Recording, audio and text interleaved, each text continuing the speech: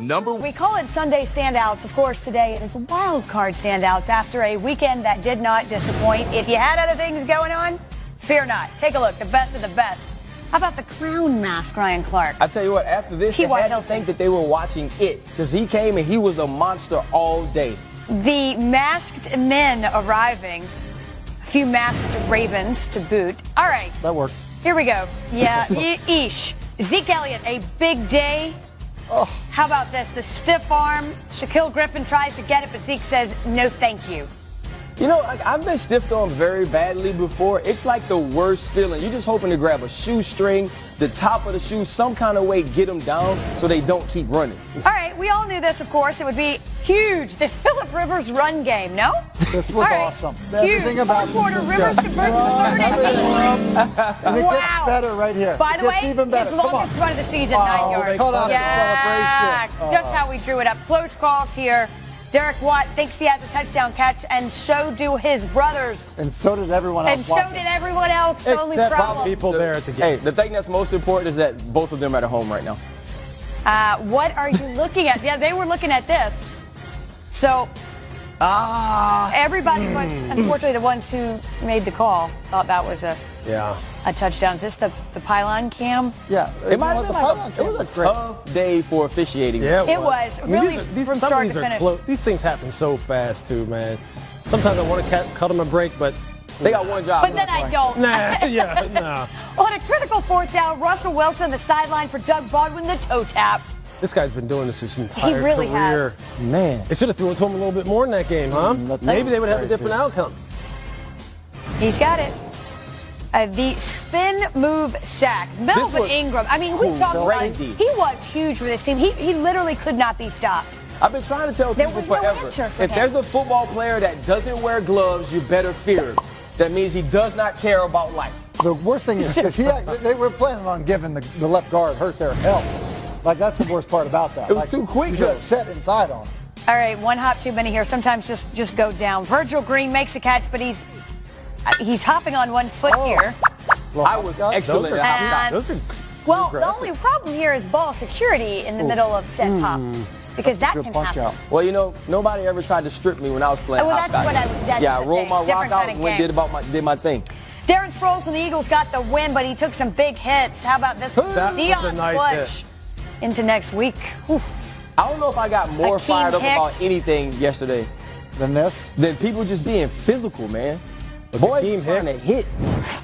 Wow. He's a big old man now. I'm that's telling the you. last laugh, and he got the W. Like the biggest discrepancy in tackle to runner ratio.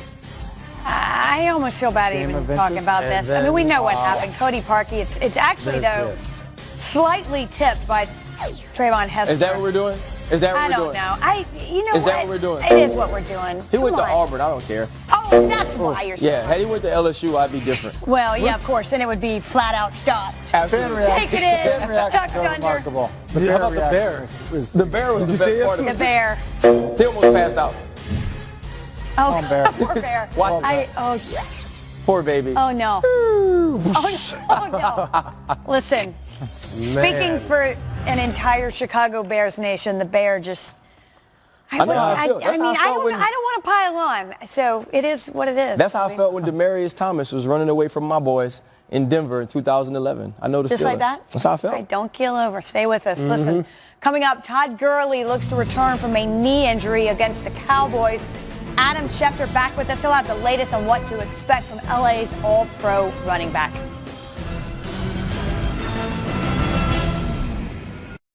Texans, of course, their season ending. There's some decisions to be made. There always are. Let's start with Tyrann Mathieu. Tyrann Mathieu wants to return to Houston, Wendy. His contract is up. He's scheduled to be a free agent, but he would like to be back there, found a home there.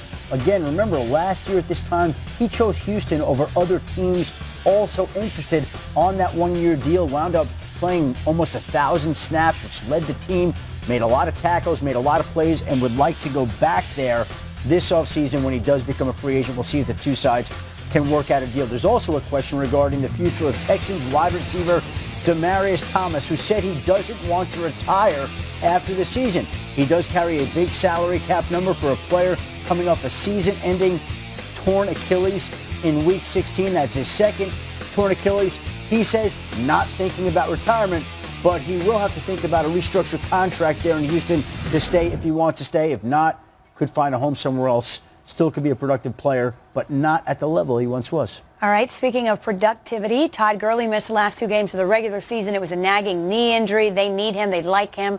What's his status against the Cowboys? Wendy, he will play against the Dallas Cowboys. He is expected to be active. It will be an almost regular workload, and I say almost regular because the Rams do want to work in C.J. Anderson. They feel like he has earned the right to spell Todd Gurley in these games with the way that he played down the stretch. And so Gurley will be out there the majority of the time, but every now and then they will be able to spell him with C.J. Anderson to get him some relief. Good problem to have. Yeah. They'll take both. No question about that. Hunter Henry, the tight end, was not activated for yesterday's game. What's his situation look like? Listen, doctors did not want to clear him for game action despite the fact that he drew raves from the Chargers in practice last week. And the sense is that this is going to be the week. Now, the Chargers really thought last week he was going to be active, and I think it was a surprise to them that his doctors didn't clear him in the end before the wild card game, but they were able to win.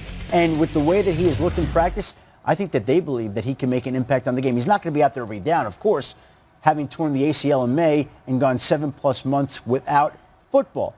But he can play in certain spots, red zone, third downs, and be a weapon against the Patriots, and that is the expectation. They'll take it. They'll take it. No question. Those are the teams that are still playing. As for those who are not, many are looking for new head coaches. Here's where we are. Jeff Legwell reporting the Broncos are interviewing Bears defensive coordinator Vic Fangio today. The Bengals will meet with Bucs offensive coordinator Todd Monken. That's according to Jeremy Fowler. But what's interesting, Adam, is the coach that really isn't interviewing, at least for NFL jobs right now, that's making some news. Cliff Kingsbury, essentially, USC is balked at giving permission for him to interview with the Cardinals and the Jets, 2 teams that expressed interest in interviewing him. And the fact that he's not interviewed creates a very interesting situation because you wonder now, would he choose to resign and then go ahead with a head coach interview? Would he choose to just accept it? Could he take legal action and sue the NCAA, which some people have suggested? Got calls over the weekend of people in the legal community adamant that Cliff Kingsbury had a lawsuit against the NCAA if he wanted to go that route. This is an unsettled situation, and I think we'll get clarity here in the next day or two about what he wants to do and whether he's going to sit back and decline these interviews and not go forward or resign as the offensive coordinator there and take some of these interviews. Tricky proposition, of course, especially if his career were to continue at USC. Some questions. He could be a head coach there one day. He could be a head coach. There's a lot of uncertainty You just here. don't know. To be continued. Ahead on NFL Live, we will also continue. Stick around to hear the best of the first round of the playoffs. It's sounds of Wild Card Weekend on deck. I'm a rainmaker, I'm not, it's party time. I feel like I'm a grown-ass man just in general. Somebody's going to win the whole deal. Why not us?